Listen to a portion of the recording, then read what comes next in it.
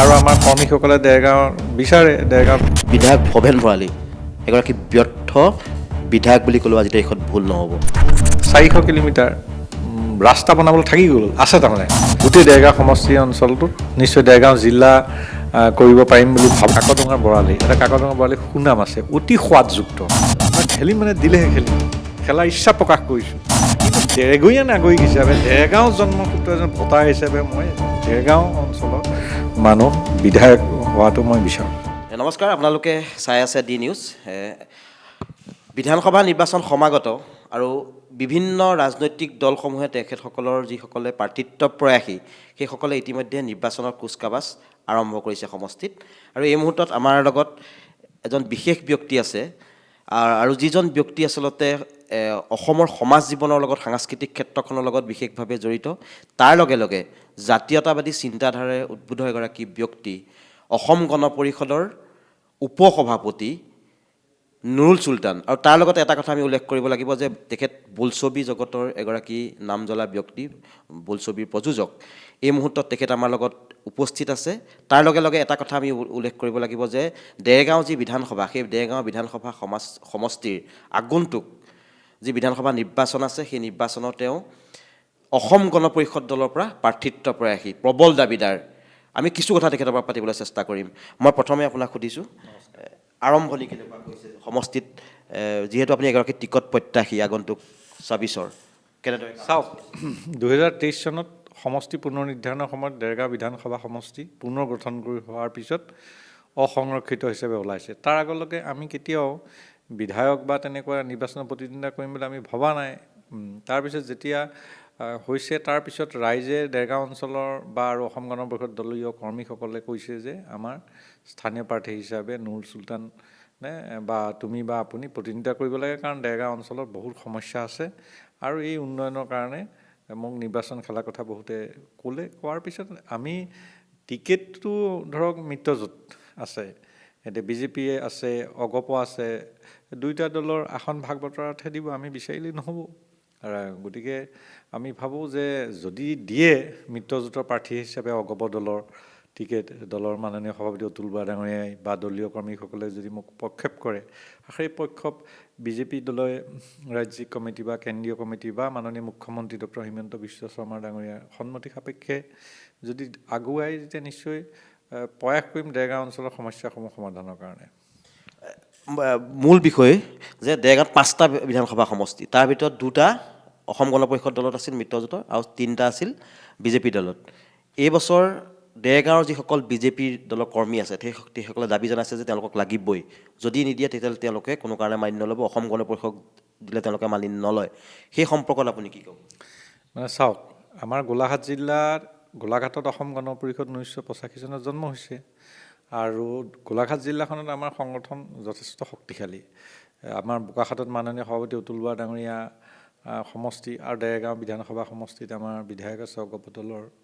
গতিকে আমি 2টা বিধানসভা সমষ্টি জিলাখনত আমি প্ৰাপ্য আমাৰ, আৰু আমাৰ কৰ্মীসকলে দেৰগাঁও বিচাৰে, দৰগাঁও বিধানসভা সমষ্টি যদিও পুনৰ গঠন হৈছে, গতিকে দেৰগাঁৱত আমি পাম বুলি আশা কৰিছোঁ। আৰু বিজেপি দলৰ নিশ্চয় বিষয়ববীয়া কৰ্মীসকলে সুদীৰ্ঘদিন অঞ্চলৰ পৰা প্ৰতিনিধিত্ব কৰাৰ সুযোগ পোৱা নাই, তেওঁলোকক বিচাৰিব। কিন্তু এই চেগতে মই এটা কথা কওঁ, দেৰগাঁও বিধানসভা সমষ্টিটো 4টা বিধানসভা সমষ্টিৰ অংশ লৈ পেলাই গঠন হৈছে। মাজুলীৰো এখন পঞ্চায়তৰ 7টা ৱাৰ্ড আহিছে, দক্ষিণ আহতগুৰি। খুমটাই বিধানসভা সমষ্টিৰ 7খন পঞ্চায়ত আহিছে, গোলাঘাট বিধানসভা সমষ্টিৰ 4খন আহিছে। দেৰগাঁও ক'বলৈ গ'লে তেতিয়াহ'লে এই সমষ্টিটোত আমাৰ সন্মানীয় বিজেপি দলৰ 3গৰাকী বিধায়কৰ যোগেদি দলীয় কৰ্মীসকলে বা ৰাইজে মানে যিটো দলৰ প্ৰাৰ্থী পাইছে, তাত উন্নয়নমূলক কাম অংশীদাৰ হৈছে। কেৱল 1.5 বছৰহে এটা বছৰহে পোৱা নাই, লোকসভা নিৰ্বাচনৰ 24ৰ পিছত 2 বছৰ হোৱা নাই, গতিকে 1.5 বছৰহে পোৱা নাই। মানে মই এইটো অলপ বন্ধুত্বভাৱেৰে কথাষাৰ কৈছোঁ, যুক্তিৰে মই চালি জাৰি চাবৰ কাৰণে আহ্বান জনাইছোঁ। তৎসত্বেও আমাৰ দলৰ শীৰ্ষ নেতৃত্বই বা বিজেপি দলৰ শীৰ্ষ নেতৃত্বই আলোচনা চিট শ্বেয়াৰিঙৰ সময়ত যদি বিজেপিক দিয়ে, তাত আমাৰ ক'বলগীয়া একো নাই। আমি নিশ্চয় মিত্ৰজোঁটৰ প্ৰাৰ্থী হিচাপে জয়ী কৰিবৰ কাৰণে বিজেপি প্ৰাৰ্থীক যথেষ্ট কষ্ট কৰি আমি লাগিম নিৰ্বাচনী প্ৰচাৰত। আৰু মই ভাবোঁ যদি কেনেবাকৈ অসম গণ পৰিষদ দলক দিয়ে আমাক, আমিতো আশাবাদী, কেনেবাকৈ নহয়, দিলেও মই ভাবোঁ খং খুব কিয় হৈছে সেইখিনি আমি অলপ চিন্তা চৰ্চা কৰি আমি যদি তেখেতৰ অলপ কথা পাতোঁ, নিশ্চয় তৃণমূলৰ পৰা জিলা বা অন্য পৰ্যায়ৰ বিষয়ববীয়াসকলৰ বিজিয়ে ছাপোৰ্ট দি অগপ প্ৰাৰ্থীগৰাকীক মিত্ৰজোঁটৰ প্ৰাৰ্থী হিচাপে জয়ী কৰাব। আপুনি উল্লেখ কৰিছে, মই আপুনি কোৱাৰ কাৰণে মই কথাটো উল্লেখ কৰিছোঁ, 5টা বিধানসভা সমষ্টিৰ ভিতৰত 3টা বিধানসভা সমষ্টি বিশেষকৈ যেনেদৰে উন্নয়ন হৈছে, বিশেষকৈ বিজেপি দলৰ নেতৃত্বত থকা দেৰগাঁও সমষ্টিটো কিন্তু অৱস্থা একেবাৰে বেয়া। দেৰগাঁৱৰ ৰাস্তা পদূলি বহুত বেয়া, বহু উন্নয়ন এতিয়া হ'বলৈ আছে। ভিতৰুৱা গাঁৱৰ কাকডোঙাকে আদি কৰি বহু অঞ্চলত এতিয়াও ৰাস্তা হ'বলৈ আছে। বিধায়ক ভৱেন ভৰালী এগৰাকী ব্যৰ্থ বিধায়ক বুলি ক'লেও আজি তাৰিখত ভুল নহ'ব। আপোনাক কি আস্থাত লৈ আচলতে আপোনালোকক অসম গণ পৰিষদক ৰাইজে ভোট দিব? চাওক, দল একোটা থাকে, দলত একোজন ব্যক্তিয়ে প্ৰতিনিধিত্ব কৰে, সেই লোকসভাই হওক, বিধানসভাই হওক বা অন্য নিকায়ত। গতিকে দল সকলো কামৰ কাৰণে দায়বদ্ধ নহয়, আৰু একোজন ব্যক্তিয়ে যি প্ৰতিনিধিত্ব কৰে তেওঁৰ কৰ্মদক্ষতাৰ ওপৰতো বহুত নিৰ্ভৰ কৰে, উন্নয়নমূলক কথা বতৰা বা অন্যান্য কথা বতৰা। এইখিনি ৰাইজ আৰু দলে বিবেচনা কৰিব, মই একো নকওঁ। কিন্তু এইটো কথা ঠিক যে দেৰগাঁও অঞ্চলত আপুনি কোৱাৰ দৰে বহুত পাছপৰা। দেৰগাঁও অঞ্চলত যোৱা ধৰক আমাৰ এখন 30 বেডৰ হস্পিটেল আছিলে দেৰগাঁও সমষ্টি, সেইখন আমাৰ ৰাইজে যেনেকৈ ডাক্তৰ চিকিৎসকৰ পৰা আৰম্ভ কৰি 100খন বিচনাযুক্ত বিচাৰিছিলে, এইটো হোৱা নাই। আৰু ৰাস্তা, মই আমাৰ লোক নিৰ্মাণ বিভাগৰ লগতো বিভিন্ন সময়ত কথা পাতিছোঁ, কমেও 400 কিলোমিটাৰ ৰাস্তা বনাবলৈ থাকি গ'ল, আছে তাৰমানে, কিন্তু বহুত ৰাস্তা বনাবলৈ আছে। ইয়াত যদি ময়ে বিধায়ক হওঁ বা আন যি বিধায়ক হওক, কিন্তু যথেষ্ট কষ্ট হ'ব, তেওঁ প্ৰত্যাহ্বান গ্ৰহণ কৰিব লাগিব। বহুত ৰাস্তা বনাবলৈ আছে দেৰগাঁও সমষ্টিটো এলেকাটোত, আৰু নিশ্চয় আমাৰ লেখীয়া মানুহ হ'লে আমি সেই প্ৰত্যাহ্বান গ্ৰহণ কৰি চৰকাৰৰ যোগেদি কৰাব পাৰিম বুলি ভাবোঁ। আপুনি যদি কিবা কাৰণত, যদি বুলি এইকাৰণে কৈছোঁ, এতিয়া বৰ্তমান দেৰগাঁও সমষ্টিটো AGP দলৰ দখলতেই আছে, যদি কিবা কাৰণত পুনৰ আকৌ দিবলগীয়া হয় বা অতুল বৰাৰ প্ৰবল দাবীত যদি সেই সমষ্টিটো আকৌ লয়, আপোনাকে প্ৰাৰ্থিত্ব দিলে, ভাবিছোঁ আপোনাকে দিব, তেতিয়া আপুনি পৰিকল্পনাটো কেনেদৰে? এতিয়া চাওক, আমাৰ দেৰগাঁও অঞ্চলত মই ভাবোঁ গোটেই দেৰগাঁও সমষ্টি অঞ্চলটোত আমি এখন জিলা, নিশ্চয় দেৰগাঁও জিলা কৰিব পাৰিম বুলি ভাবোঁ। আৰু যদি কিবা কাৰণত জিলাৰ নহ'লেও জিলা পৰ্যায়তকৈও, মানে ধৰক আমাৰ এতিয়া উজনি অসমত ধৰক মই ধৰি ল'লোঁ উচ্চ শিক্ষা বিভাগৰ সঞ্চালকালয়, ধৰি ল'লোঁ এটা কাৰ্যালয়, যুটীয়া সঞ্চালক কেইবাখনো জিলাৰ, যেনেকৈ মাণ্ডলিক কাৰ্যালয় থাকে ডিব্ৰুগড়ত ধৰক বান নিয়ন্ত্ৰণ বিভাগৰ, জলসম্পদ বিভাগৰ অতিৰিক্ত মানে আমাৰ মুখ্য অভিযন্তা কাৰ্যালয় আছে, গড়কাপ্তানি আছে, তেনেকুৱা যদি জিলাৰ ওপৰ অফিচ, এক্সিকিউটিভ ইঞ্জিনিয়াৰ, ছুপাৰিণ্টেণ্ডেণ্ট ইঞ্জিনিয়াৰৰ ওপৰ কাৰ্যালয় কিছুমানৰ অফিচ যদি দেৰগাঁৱত পাতিব পাৰোঁ সমষ্টিত, মই অকল দেৰগাঁও নগৰডোখৰ কথা কোৱা নাই, তাত কমাৰবন্ধা দক্ষিণ গাঁৱৰ পৰা একেবাৰে গৰুমৰা অঞ্চললৈকে সকলো থাকিব। দেৰগাঁও সমষ্টিত যদি আমি কৰিব পৰা হয় গোলাঘাট জিলা, আৰু কেন্দ্ৰীয় চৰকাৰৰ বহু প্ৰতিষ্ঠান অসমৰ বিভিন্ন ঠাইত হৈছে, এতিয়া দেৰগাঁও অঞ্চলত যদি প্ৰতিষ্ঠান এটা গঢ় দিয়াব পাৰিম বুলি ভাবিছোঁ, আৰু ৰাজ্যৰো তেনেকৈ ভাল অনুষ্ঠান যদি সেই অঞ্চলত আমি গঢ় লওঁ, বিশেষকৈ এখন মেডিকেল কলেজ, আমাৰ লাচিত বৰফুকন পুলিচ একাডেমি আছে, তাৰ আপাহাততে যদি এখন মেডিকেল কলেজ হয়, বা মেডিকেল কলেজখন নহ'লেও আমি তাৰ সেই সুযোগতে এখন মেডিকেল কলেজৰ সমপৰ্যায়ৰ চিকিৎসালয় যদি স্থাপন কৰাৰ চিন্তা চৰ্চা কৰিম, বা আমাৰ যি হস্পিটেলখিনি আছে, যে চমনিগাঁৱৰ পৰা আৰম্ভ কৰি কমাৰবন্ধা হস্পিটেলৰ পৰা আৰম্ভ কৰি গৰুমৰালৈকে, বা বিভিন্ন সেই হস্পিটেলখিনি ক্ষুদ্ৰ প্ৰাথমিক বা তেনেকুৱাখিনি অত্যাধুনিক সুবিধাৰে যদি চিকিৎসা ব্যৱস্থা উন্নত কৰিম বুলি ভাবিছোঁ আমি। আৰু লগতে মই ভাবিছোঁ যে ধৰক নেঘেটিং শিৱদৌল আছে, এই নেঘেটিং শিৱদৌলৰ এক সাংস্কৃতিক কেন্দ্ৰ আমাৰ প্ৰতাপ সিংহ স্বৰ্গদেৱে বনাইছিলে, পিছত ৰাজেশ্বৰ সিংহ ডাঙৰীয়াই বনাইছে ব্ৰহ্মপুত্ৰ খহনীয়াৰ পিছত। তাৰপিছত আমি ভাবিছোঁ যে তাক কেন্দ্ৰ কৰি পেলাই আমাৰ সাংস্কৃতিক নগৰী হিচাপে, পৰ্যটনস্থলী হিচাপে আমি নিশ্চয় উন্নতি কৰাব পাৰিম। আৰু আমাৰ হাতত এটা ডাঙৰ, আপোনালোকে গম পায় যে ভূপেন হাজৰিকাদেৱেও বিহুত গাইছে কাকডোঙাৰ বৰালি, এটা কাকডোঙাৰ বৰালি সুনাম আছে, অতি সোৱাদযুক্ত। এই কাকডোঙা নদীখন আমাৰ দেৰগাঁও সমষ্টিৰ বহুত নগাপাহাৰ অহাৰ পিছত আমাৰ কলিয়াপানী পঞ্চায়তৰ পৰা আৰম্ভ হৈ গৈ একেবাৰে গালাবিল নদীৰ ওচৰত পৰিছে। ভোগদৈ আৰু কাকডোঙা লগ হৈ এটা ডুবি বুলি কয় আজিকালি, আগত দিলখিৰি বুলি কয়, সেই জেগাডোখৰত লগ হৈ আকৌ গেলাবিল নদী হৈছে। এইখিনিৰ ডেৰচৰা বুলি কয়, বিলো কয় কোনোবাই, গতিকে সেইখিনিৰ মাছটোৰ যি সোৱাদ, বিষ দি মানুহে মাৰি পেলায় কাংশ দুষ্কৃতিকাৰীয়ে। গতিকে ভাবিছোঁ যে সেই বিষ দিনো কিয় মাৰিব নালাগে, এই কথাখিনি যদি ৰাইজক বুজাব পাৰোঁ, বা প্ৰশাসনেও আমি কৰিলে এই বৰালি মাছটো বহুত ডাঙৰ হয় আৰু বৰ সোৱাদযুক্ত মাছৰ বজাৰ সৃষ্টি কৰি পেলাই গোটেই অঞ্চলৰ ৰাইজৰ উপকাৰ সাধন কৰিব পাৰিম আৰ্থিকভাৱে আৰু বিশেষকৈ আপোনালোকে কাকডোঙা নদীৰ ওচৰত দেখিব চকলাটিঙৰ ওচৰত চিতল পথাৰৰ ওচৰত ঢেৰ ফিচাৰী সোপা পৰি আছে ঢেৰ চৰকাৰী মাটি আছে সেইখিনিত মৎস্য বজাৰ এখন সৃষ্টি কৰিব পাৰিম মৎস্য উৎপাদন কেন্দ্ৰ আৰু সেই ফিচাৰীখিনি পুনৰ্জীৱিত কৰাৰ লগে লগে নতুন আমাৰ ক্ষেত্ৰ আছে বহুত এৰা নৈ আছে কাকডোঙাৰ এই অঞ্চলত কৰিব পৰা হ'ব ব্ৰহ্মপুত্ৰ ZPC এলেকাত আমাৰ মৎস্য উৎপাদন কেন্দ্ৰ ঢেৰ কৰিব পাৰিব আছে বিল খাল ঢেৰ আছে ব্যক্তিগত ফিচাৰী কৰিব পৰা ব্যৱস্থা আছে বা আছে সেইখিনি সহায় কৰি পেলাই কৰিলে আমি ভাবোঁ যে বৰপেটাৰ যি মাছৰ সুনাম আছে নগাঁও আছে মৰিগাঁও আছে তেনেকুৱা এখন মজাৰ উজনিত আমি সৃষ্টি কৰিব পাৰিম আৰু এই কথা বতৰাবিলাকৰ লগতে আমাৰ ব্ৰহ্মপুত্ৰ জিলা পৰিষদৰ এলেকাত 5খন গাঁও পঞ্চায়ত আছে গেলাবিলৰ উত্তৰ পাৰে ব্ৰহ্মপুত্ৰৰ নদীৰ ব্ৰহ্মপুত্ৰৰ দক্ষিণ পাৰে এইখিনিত এটা ডাঙৰ শৈল বান্ধ যদি মাৰি দিয়া হয় নহয় গোটেই মাৰি দিলে গোটেই অঞ্চলটো ৰূপ বদলি যাব কৃষিজীৱী ৰাইজৰ উন্নয়ন সাধন কৰিব পাৰোঁ আমি বান মুক্ত অঞ্চল হ'ব সেই সময়ত আৰু এটা কোল্ড ষ্ট'ৰেজ যদি তাত স্থাপন কৰি দিয়া হয় দৰিকামাৰি বুলি এখন ধুনীয়া এলেকা এটা আছে সেই এলেকাটোত গাখীৰ যথেষ্ট ভাল উৎপাদন হয় দৈ বা আৰম্ভ কৰি মৎস্য উৎপাদন কৃষিজীৱী ৰাইজৰ উন্নয়ন কৰাৰ পৰা আৰম্ভ কৰি দক্ষিণ হাতগুৰি পঞ্চায়তত আছে পশ্চিম ব্ৰহ্মপুত্ৰ মধ্য ব্ৰহ্মপুত্ৰ আৰু তাত পক্ষী বিল আছে এই বিলবোৰ ইমান ধুনীয়া ধুনীয়া পক্ষী ছিজনত আহে সেইখিনি জলাশয়খিনি ৰক্ষণাবেক্ষণৰ ব্যৱস্থা আমি কৰিব পাৰোঁ আৰু মোৰ এটা পৰিকল্পনা আছে চিকাৰীঘাট আপোনালোকে জানে অসমৰ ৰাইজে যে সেই চিকাৰীঘাট এটা ভাল পৰ্যটনস্থলী বনভোজৰ স্থান সেই স্থান উন্নত কৰি ৰাইজৰ আকৰ্ষণীয় কৰিব পাৰোঁ আৰু তাৰ কাষত সেইফালেদি সেইখিনিতে এটা আমাৰ মাজুলী অঞ্চলৰ একেবাৰে পশ্চিম অংশত আহঁতগুৰি মৌজাৰ আহঁতগুৰি গাঁও পঞ্চায়ত শিকলি চাপৰি এনেকুৱা ছাইড এখন দেৰগাঁৱৰ লগত ধোদাঙৰ যোগেদি সংযোগ স্থাপন কৰি এখন দলং নিৰ্মাণৰ প্ৰস্তাৱ আছে ব্ৰহ্মপুত্ৰৰ ওপৰত ঠিক ডাঙৰ ব্ৰহ্মপুত্ৰখনত খুটি এই দলংখন হৈ গ'লে এটা বেলেগ যোগাযোগ কেন্দ্ৰ হ'ব আৰু দেৰগাঁও অঞ্চলটোক শিক্ষাৰ হাব কৰাৰ আমাৰ ইচ্ছা আছে শিক্ষাৰ হাব যেনে বজালী নগাঁও শিক্ষাৰ হাব ডিব্ৰুগড় হৈছে আমি দেৰগাঁও অঞ্চলক শিক্ষাৰ হাব কৰি আকৰ্ষণীয় কৰিব পাৰোঁ কৰাৰ পৰিকল্পনা আছে এতিয়া কমাৰবন্ধাৰ 8 গাঁৱৰ পৰা আৰম্ভ কৰিলে আপুনি এইফালে যেনেকৈ ধৰক আপুনি ৰাজহাঁহ যথেষ্ট পায় ধান আছে এই ধানখিনিক মানে কৃষক ৰাইজৰ কেনেকৈ প্ৰাপ্য পাই আমি চাউল উলিয়াই পেলাই ব্যৱস্থা ওচৰত তিতাবৰলৈকে ডাঙৰ মিল আছে এই তেনেকুৱা মিলটো এই অঞ্চলটো স্থাপন কৰিব পাৰোঁ উদ্যোগ স্থাপন কৰাৰ ব্যৱস্থা কৰিব পৰা হয় আৰু সেই ধৰক তাতে ৰাজহাঁহখিনি মাংস পেকেজিং কৰি বেলেগলৈ যদি নিয়া হয় ৰপ্তানি কৰিব পাৰোঁ বেলেগ স্থানলৈ এইটো আমাৰ বিদেশলৈও ৰপ্তানি কৰিব পৰা যদি হয় এইবিলাক চেষ্টা কৰিম বুলি ভাবিছোঁ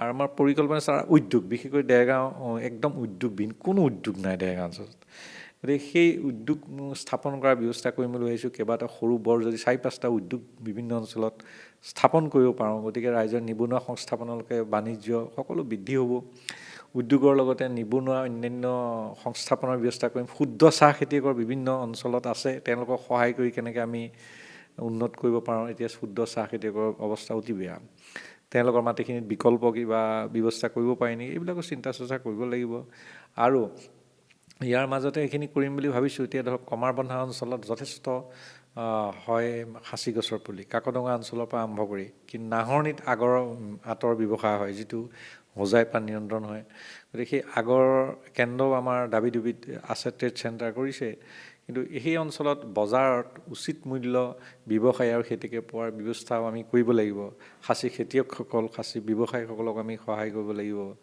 আৰু আমি এই অঞ্চলৰ লগত মই নিজৰ পৰিকল্পনা আছে যে চাওক দেৰগাঁৱত এটা ৰাজহ চক্ৰ আছে প্ৰতি বিধানসভা সমষ্টিৰ ৰাজহ চক্ৰ আছে মই ভাবোঁ যে কমাৰবন্ধা অঞ্চলৰ আমাৰ এতিয়া দক্ষিণ হেঙেৰা মৌজাটো আছে 3খন গাঁও পঞ্চায়ত আমাৰ গোলাঘাটৰ গাঁও পঞ্চায়তখনৰ মখুৱা মৌজাৰ পৰা আহিছে কছাৰীহাট মৌজাৰ পৰা এটা অংশ আহি পঞ্চায়ত হৈছে আমাৰ 8 গাঁও পঞ্চায়ত হৈছে এই এলেকা এটাত মানে আমি এটা ৰাজহ চক্ৰৰ ব্যৱস্থা কৰিম যদি ক্ষমতা পাওঁ পৰিকল্পনা আছে এটা ব্লক উন্নয়ন খণ্ড কৰিম তাৰমানে সেই অঞ্চলৰ কাৰণে দেৰগাঁৱলৈ চব দৌৰিব নালাগে আৰু সেই পৰিকল্পনাটোৰ লগত মই জিলাৰ কথাটো আকৌ কৈছোঁ যে জিলা কেৱল মিছামাৰত আমাৰ 3টা পঞ্চায়ত আছে মিছামাৰ অঞ্চলত বাদ দি দেৰগাঁও ইতিহাস অসম্পূৰ্ণ মিছামাৰ ৰাইজে যদি কয় আলোচনা মেলা বা জনপ্ৰতিনিধিয়ে কয় নিশ্চয় দেৰগাঁও জিলাত এখন আমি গঠন কৰাত আছে আমাৰ সুবিধা যথেষ্ট আছে চাংচোৱা মহবন্ধাৰ নেগেটিং চকলাটিং এইটো বৃহৎ বাগান অঞ্চল মহিমালৈকে দক্ষিণ হেঙেৰা আঠাবাৰীলৈকে এইবিলাক সেই বাগানীয়া ৰাইজৰ উন্নয়ন যে তেখেতসকল কেৱল বাগানৰ কামতে চাহপাত টকা আৰু বা অন্যান্য কামতে যে ব্যস্ত থাকিব লাগিব কথা নাই, যে আমি তেওঁলোকৰ যুৱক যুৱতীসকলক কেনেকৈ অন্য সংস্থাপন নিয়োগৰ ব্যৱস্থা কৰিব পাৰোঁ চাম। আমাৰ দেৰগাঁও সমষ্টিৰ কাষতে লাগি আছে, টিয়কত পৰিছে এতিয়া আমাৰ চুকাফা ক্ষেত্ৰ। চুকাফা ক্ষেত্ৰ আছে আৰু চুকাফা ক্ষেত্ৰৰ কাষতে আছে কাজিৰঙা ইউনিভাৰ্চিটি। গতিকে গোটেই এইখিনিৰ পৰা আমাৰ ৰঙামাটিলৈকে এটা বাণিজ্যমুখ পৰিসৰ আমাৰ নেশ্যনেল 4 লেনৰ কাষে কাষে আমি কৰিব পাৰোঁ। বাগানো যদিও আছে, লাচিত বৰফুকন একাডেমি এটা কাষে দি আহি এতিয়া এখন ধুনীয়া কানেক্টিভ নগৰ যোৰহাটৰ লগত কৰাৰ সম্ভাৱনা আছে তাৰমানে। আৰু আছে মই আপোনাক কথা পাতি আছোঁ, আপোনাক সমষ্টিভিত্তিক কথা পাতি আছোঁ, কিন্তু আপুনি অকল সমষ্টিৰ মানুহ নহয়, আপুনি অসম গণ পৰিষদ দলৰ উপসভাপতি সমগ্ৰ অসমখনৰ। মই বেলেগ এটা কথা সুধিব বিচাৰিছোঁ, আপুনি যদি টিকট বিচাৰিছে, আপুনি কাৰণ এতিয়া বিচাৰিছে, আপুনি মুকলিকৈ কৈছে টিকট বিচাৰিছে, আপুনি পালে আপুনি খেলিব, ভৱেন বৰাৰ লগত আপোনাৰ সংঘাত নহ'ব?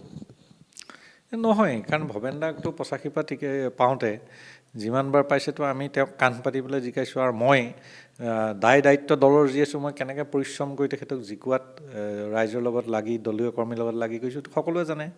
মই ভাবোঁ ভৱেন দা মোতকৈ যথেষ্ট ছিনিয়ৰ মানুহ, জ্যেষ্ঠ মানুহ। তেখেতে দলৰ আন কাৰোবাক প্ৰাৰ্থিত্ব দিলে, নুৰুল চুলতান বুলিয়ে নহয়, কাৰোবাক দিলে নিশ্চয় তেখেতে সহায় কৰিব আৰু তেখেতক সহায় কৰিবলৈ আশাবাদী। আৰু মই ভাবোঁ দলত আমি ইজনে সিজনক নিশ্চয় সহায় কৰা উচিত, তেতিয়াহে আমি একোটা ৰাজনৈতিক দলৰ সুশৃংখল সদস্য আৰু আমি তেনেকৈ হাতত হাত ধৰি সকলোৱে আগুৱাব লাগিব। অসমৰ যদি ৰাজনীতিৰ প্ৰেক্ষাপটত চাওঁ, এই বছৰ বিশেষকৈ চৰ্চা হৈ আছে যে কিছু চিট আগতকৈ অসম গণ পৰিষদ দলক কম দিব বিজেপি দলে, এই কথাটো সঁচা নে? চাওক, চিট কম বেছি কথাটো মই দুই দলৰ নেতৃবৃন্দই ঠিক কৰিব একো নকওঁ। এইটো ঠিক, যোৱাবাৰ 9টাত জিকিছোঁ, এইবাৰ আমাৰ বেছিকৈ ভালকৈ জিকাকৈ চিট মিত্ৰ দলেও আমাক দিব। বিজেপিৰ অবিহনে অসম গণ পৰিষদ দলৰ অস্তিত্ব নাই বুলি চৰ্চা হৈ আছে সামাজিক মাধ্যমত, কথাটো? নাই, এইটো একেবাৰে ভুল কথা। কেনেকৈ নাই? অসম গণ পৰিষদ দলৰ কিমান গোটেই সমষ্টিয়ে সমষ্টিয়ে বহুত আছে, এইখিনি সকলোৱে জানে, যে এইটোতো একেবাৰে ভুল কথা। আপোনাৰ দলৰ সভাপতি অতুল বৰাৰ লগত এটা খুব সুসম্পৰ্ক আছে, আপুনি টিকট তেওঁক দিব লাগিব বা কিবা এনেকুৱা ধৰণৰ কথা পোনপটীয়াকৈ তেওঁ এটা ছিগনেল আপোনাক দিছে নাই? চাওক, মানুহৰ তেখেতৰ লগত সুসম্পৰ্ক দীৰ্ঘদিন আছে, 85 চনৰ পৰা মোৰ লগত আছে। দলীয় কাম কাজ বা ইত্যাদি কৰোঁতে অতি সুসম্পৰ্ক আছে বা আমি আলাপ আলোচনা বিভিন্ন সময়ত কৰোঁ, কিন্তু মোৰ ব্যক্তিগত বিষয়টো মই এতিয়ালৈকে পতা নাই। আৰু ব্যক্তিগত যিটো ধৰক তেওঁ মোৰ ওপৰত আস্থা বিশ্বাস আছে, দলৰ দায়িত্ব ইত্যাদি দিছে, মই মোৰ ব্যক্তিগত কথাটোৱে সেই বিশ্বাস ভংগ বা ইত্যাদি কৰিব মই চিন্তা কৰা নাই। কিন্তু যথাসময়ত তেখেতেও ৰিপৰ্ট বা বিভিন্ন ছাইডত লওক, দলীয় মানে কি যদি কথাটো চাওক, মই জোৰ দি মই টিকেট বিচৰা নাই আৰু নিবিচাৰোঁ। তথাপিতো আপুনি কৈছে খেলিম বুলি কৈছে, নহয়, খেলিম মানে দিলেহে খেলিম, খেলাৰ ইচ্ছা প্ৰকাশ কৰিছোঁ। মোৰ গুণাৱলী দেৰগাঁৱত চাই মেলি উপযুক্ত বুলি যদি দলৰ নেতৃত্ব ভাবে মোক দিয়ক, দিলে মই খেলিম, সেইটো খেলাৰ জোৰটোহে মই কৈছোঁ। কিন্তু মই এনেই টিকেট পামেই লাগিবই খেলিম সেই জোৰটো মই নাই কোৱা। কিন্তু এই যে অসন্তুষ্টিৰ কথাটো আমি উল্লেখ কৰি আছিলোঁ, দেৰগাঁও সমষ্টিত বিভিন্ন কৈ আছে, বিশেষকৈ আমিও কথা পাতিছোঁ, বহু বিজেপি দলৰ কৰ্মীৰ লগত কথা পাতিছোঁ, প্ৰাৰ্থিত্ব প্ৰয়াসীৰ লগত আমি কথা পাতিছোঁ। যদি টিকটটো আপোনালোকক নিদিয়ে, বিজেপি দলক দিয়ে, তেতিয়া আপুনি নাই, মই AGP প্ৰাৰ্থীৰ কাৰণে যেনেকৈ লাগিলোহেঁতেন মই তেনেকৈ লাগিম, BJP প্ৰাৰ্থীক জিকাবলৈ মই লাগিম। শেহত আপুনি বহু কথাই উল্লেখ কৰিলে, সমষ্টিটো আপুনি বহু কথাই উল্লেখ কৰিলে, কিন্তু তাৰ মাজত মূল বিষয়টো কৈছোঁ যে দেৰগাঁও সমষ্টিটো এটা কৃষিভিত্তিক সমষ্টি, তাত কৃষকৰ সংখ্যাই বেছি। গতিকে কৃষকৰ সমস্যাৰ নিৰ্মূলৰ কাৰণে বহু সমস্যা আছে, বিশেষকৈ এখন উপযুক্ত বজাৰ নাই। দেৰগাঁৱত যিখন বজাৰ আছিল, সেই বজাৰখন বৰ্তমান সংকুচিত হৈ আহিল, ৰাষ্ট্ৰীয় ঘাইপথৰ কাষত তেওঁলোক বহিবলগীয়া হয়। গতিকে তেনেকুৱা পৰিকল্পনা কিয় নহ'ল বা ভৱিষ্যতে কৰিব নাই? চাওক, মই ভাবোঁ কৰিব পাৰিম, তাৰমানে মোৰ পৰিকল্পনা আছে। এতিয়া আপোনালোকক কওঁ যে দেৰগাঁও নগৰৰ উত্তৰ ওচৰত গেলাবিল নদীৰ কাষৰ মই ভাবোঁ যে 150 বিঘা মাটি উলিয়াব পাৰিম, বেছিক ট্ৰেইনিং চেণ্টাৰ আশে পাশে 150 বিঘা মাটিৰ জেগাত বহুত কাম কৰিব পৰা হ'ব। আমাৰ এখন পাৰ্ক নাই দেৰগাঁৱত, অত্যাধুনিক পাৰ্ক এখন আমি কৰিব পাৰিম। আৰু চাওক, আমাৰ ৰাইজে বহুতে নাজানে, ভাষা ৰজা হেমচন্দ্ৰ বৰুৱা, অসম সাহিত্য সভাৰ দ্বিতীয়গৰাকী সভাপতি সাহিত্যৰত্ন চন্দ্ৰধৰ বৰুৱা, সাংবাদিকৰ পুৰোধা ব্যক্তি লক্ষ্মীনাথ ফুকন, জ্ঞানপীঠ বঁটা পাবক নীলমণি ফুকন, এই লোকসকলৰ জন্ম দেৰগাঁও টাউনত সেই মাত্ৰ 500 মিটাৰ এৰিয়েল ডিষ্টেঞ্চৰ ভিতৰত। আৰু কাষতে চৈয়দ আব্দুল মালিকৰ পৰা আৰম্ভ কৰি আমাৰ ডক্টৰ নগেন শইকীয়া ছাৰৰ পৰা আৰম্ভ কৰি জিকিৰ শৰ্মা, ৰেকিবুদ্দিন আহমেদ, এই বিখ্যাত চলচ্চিত্ৰ পৰাগ শিৱ ঠাকুৰ, ডাক্তৰ উপেন কাকতিৰ পৰা বিপ্লৱী কবি ধীৰেন দত্ত, হৰেন্দ্ৰ নাথ বৰুৱা, এই মানুহখিনি জেগাডোখৰ তেওঁলোকৰ একোটা মূৰ্তি অন্ততঃ কৰি পাৰ্ক ধুনীয়াকৈ এখন ধুনীয়া কৰি কৰাৰ লগালগ সেই জেগাবোৰত বজাৰ সৃষ্টি, গৰু বজাৰ এখন আছিলে সেইখনো নাইকিয়া হৈ গৈছে, বা সাপ্তাহিক বজাৰ সৃষ্টি কৰাৰ জেগা আছে, আৰু জেগা আছে, ভূমি কিনিব লাগিব, 5-6 বিঘা মাটি কিনি দিলে হ'ল। টাউনত ঢেৰ মাটি আছে, কিছুমান মানুহৰ ৰাস্তা নোহোৱা মাটি ঢেৰ পৰি আছে, উত্তৰ দিশে ক'ৰবাত বিকিব পৰা নাই, বহুত পইচা নালাগে। চৰকাৰ পৰিকল্পনা হ'লে মাননীয় মুখ্যমন্ত্ৰী ডক্টৰ হিমন্ত বিশ্ব শৰ্মা ডাঙৰীয়া লেখীয়া নেতা থাকোঁতে, নেতৃত্ব দি থকা তেখেতক বুজাই ক'লে মেলিলে মাটি 6-7 বিঘা কিনিবলৈ কিমান পইচা দৰকাৰ আছে, টাউনৰ ভিতৰত বজাৰ সৃষ্টি কৰিব পৰা ব্যৱস্থা আছে, মই কৰিব পাৰিম বুলি ভাবোঁ। তাৰমানে আপুনি হ'লে সেই সমস্যাটো সমাধান, এই সমস্যাটো নিশ্চয় কৰিম। খেতিয়কসকলৰ উপযুক্ত সকলো ভাগে ভাগে বজাৰ, এতিয়া দেৰগাঁৱত এখন ভাল ডেইলি বজাৰ নাই, সৰু জেগা আছে, তাতে সেইখিনিতে এতিয়া কৰিব লগা হৈছে, কোনো উপায় নাই। নতুন পৰিকল্পনাৰে নগৰখন সম্প্ৰসাৰণ কৰা, আৰু নগৰৰ মাজত যিখিনি পথাৰ আছে, দেৰগাঁও হায়াৰ ছেকেণ্ডেৰী থানাৰ সন্মুখৰ মাজৰ যিখিনি পথাৰ আছে, মই ক'লোঁ ধৰ্মশালাৰ বেকৰ যিখিনি পথাৰ আছে, আপুনি গোটেই এৰিয়াবিলাকত বা অন্য বাম মাটি ঢেৰ আছে, যে বোলে এই খেতি মাটি, মানে খেতি মাটি এইটো বছৰ বছৰ খেতি নাই, এতিয়া এইখিনি মাটি একুইশ্যন কৰিবলৈ প্ৰাপ্য ধন দি পেলাই নিশ্চয় কৰিব পাৰে, আৰু ভালকৈ লাগিলে দান বৰঙণি কোনোবাই দি দিবলৈ আছে বজাৰ এখনৰ নামত। তাৰমানে আপুনি যদি ডাঙৰ কথা নহয়, আপুনি জনপ্ৰতিনিধি হ'লে সেইখিনি আশা কৰিব পাৰি। নিশ্চয় পায়। মই আৰু এটা কথা ক'লোঁ যে দীৰ্ঘদিনীয়া সমস্যা দেৰগাঁৱত, আপুনিও বোলছবিৰ লগত জড়িত, এটা চিনেমা হলৰ অভাৱ, চিনেমা হল নাই, এখন খেলুৱৈ সৃষ্টি কৰিব পৰা এখন ষ্টেডিয়াম নাই খেলিবলৈ, সেই সমস্যাবোৰ কিয় থাকি গ'ল? এতিয়া চাওক, চিনেমা হল নাই, আমি কৰিব নোৱাৰোঁ। চাওক, মোৰ মানে আমাৰ দুটা কথা আছে, আপোনালোক কৈছোঁ যে 78 চনৰ পৰা আমাৰ যিসকল জনপ্ৰতিনিধি হয়, আমাৰ দেৰগাঁও নয়ন শৰ্মাৰ পিছত একেবাৰে জন্মসূত্ৰে দেৰগাঁৱৰ কোনো বিধায়ক নাই, তাৰমানে বহুত বছৰৰ পৰা নাই। আৰু দেৰগাঁও টাউনৰ পৰা আশে পাশে অঞ্চলটোত মানে দুটা সমষ্টিত ভাগ হৈ যায়। সমষ্টিটোৰ নামহে দেৰগাঁও, কিন্তু দেৰগাঁও নামহে, দেৰগাঁও টাউনখনৰ ওচৰৰ পৰা সোমটাই ধৰক আগে অঞ্চল, বাকী আপোনাৰ বিধায়কসকল সব আঁতৰৰ হয়, অধিকাংশটো যে যোৰহাটৰ নেতৃত্ব, ধৰক আপুনি 25 বছৰ যোৰহাটৰ মানুহে নেতৃত্ব দি আছে, বা সমষ্টিৰ বাহিৰৰ মানুহ 10 বছৰ নেতৃত্ব দি আছে, এনেকুৱা কথা বতৰা হৈ আছে। গতিকে আমি ভাবোঁ যে এতিয়া চাওক, নগৰত পানী, বাৰিষা আপুনি মানুহৰ ৱাটাৰ লগিং হয়, এইটো কৰিবলৈ বাৰু চিনেমা হল এতিয়া ব্যক্তিগত পৰ্যায়ত বনাইছে। চিনেমা হলতো কথা আপুনি ঠিকেই কৈছে, কিন্তু এটা ভাল মানুহ 300, 400, 500 বহি পেলাই, প্ৰেক্ষাগৃহ এটা নাই নহয়। ইমান নাটকৰ ঐতিহাসিক বাপুজী মন্দিৰ আছে, ফণী শৰ্মা লেখীয়া মানুহ তাত গৈছে, জ্যোতিপ্ৰসাদ আগৰৱালা গৈছে।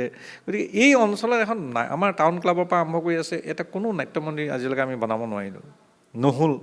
গতিকে এই প্ৰেক্ষাপটত আজি নাট্য সংগীত আমি গোটেই অঞ্চলত মই ভাবোঁ কমেও 10টা 8টা নাট্য মন্দিৰ, প্ৰেক্ষাগৃহ নিশ্চয় বনাব পাৰিম, মোৰ পৰিকল্পনা আছে। আৰু মই চব জেগা চিনি পাওঁ, তাৰমানে সকলো অনুষ্ঠান চিনি পাওঁ। গতিকে মই ভাবোঁ সেইটো কৰিব লাগিব আমি, আৰু লগতে 1000 মানুহ কমেই বহিব পৰা এটা অত্যাধুনিক প্ৰেক্ষাগৃহ ব্যৱস্থা কৰিম। এইবিলাক পৰিকল্পনা আছে, এইবোৰ কাম সোনকালে কৰিব পাৰি, একো ডাঙৰ কথা নহয়। ভূমিৰ প্ৰয়োজনীয়তা আছে, ভূমি পাই যোৱা হ'ব মই ভাবোঁ। কিন্তু এতিয়া এতিয়া ধৰক দেৰগাঁও বিখ্যাত পুলিচ ট্ৰেইনিং কলেজ থকাৰ পিছৰ পৰা গিলবাৰ্টছন চাংমাৰ পৰা আৰম্ভ কৰি বিখ্যাত ফুটবল টীমবোৰ দেৰগাঁও, বা তাতে যদিও দেৰগাঁও সকলো মানুহ নহয়, কিন্তু দেৰগাঁও মানুহ আছে।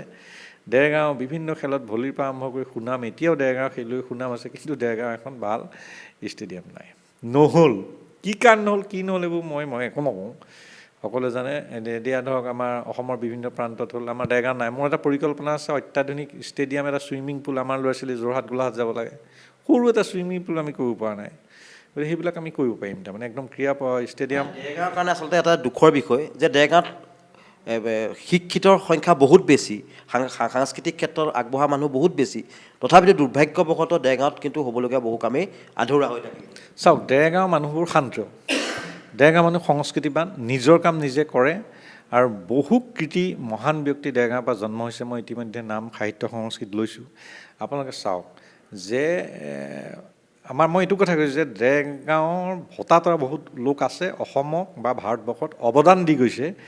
সেই অনুপাতে ধৰক ৰাজনৈতিকভাৱে বা মানে আমি বহুত সুবিধা আমি পোৱা নাই। মই অফিচাৰসকলে কেলৈ কৰিব, একে সময়তে এখন সৰু জেগাৰ 500 কিলোমিটাৰ বা 1 কিলোমিটাৰ মানে এৰিয়েল ডিষ্টেঞ্চৰ লোকে মুখ্য সচিব আৰু পুলিচৰ ডিজিপি একে সময়তে প্ৰশাসন চলোৱাটো এইটো মানে বিৰল কথা। দেৰগাঁও লোকে তেনেকৈ নেতৃত্ব দি গৈছে, কেইবাগৰাকী IAS IPS অফিচাৰ দি থৈ গৈছে, আৰু ব্ৰিটিছৰ দিনত সঞ্চালক পৰ্যায়ৰ বিষয়ে নেতৃত্ব দি ৰাজ্যখন আগুৱাই থৈ গৈছে।